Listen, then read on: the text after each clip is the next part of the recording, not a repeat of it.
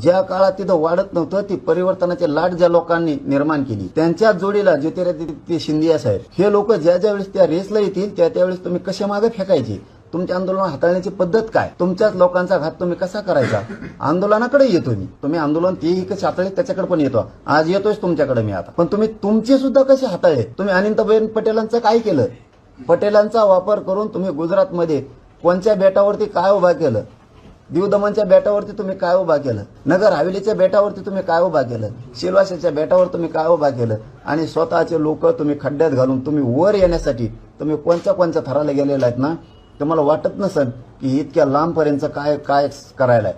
कारण माझ्या मराठीचं आंदोलन हाताळायच्या भानगडीत जर पडाल तर तुम्हाला सांगतो तुमचा राजकीय एन्काउंटर होणार. तुम्ही असे राजकीय एन्काउंटर इतके केले की भयानक केले. तुम्ही चांगले काय कमी केलं होतं प्रमोद महाजनांनी.